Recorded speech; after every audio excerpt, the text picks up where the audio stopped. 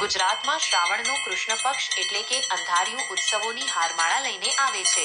શ્રાવણ વદ ચોથથી નોમ સુધીના વ્રત ઉત્સવોની હારમાળામાં લોકોમાં દિવાળીના તહેવારો જેવો ઉત્સાહ અને ઉમંગ જોવા મળે છે.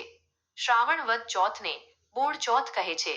આ દિવસે સમાન રંગ ધરાવતા વાછરડા સહિતની ગાયનું પૂજન અર્ચન સ્ત્રીઓ બહુ ભાવથી કરે છે. આ દિવસે તેઓ રોજિંદા ઘરકામ અને રસોઈમાં સહાયક લોખંડના ધારદાર સાધનોનો ઉપયોગ નથી કરતી.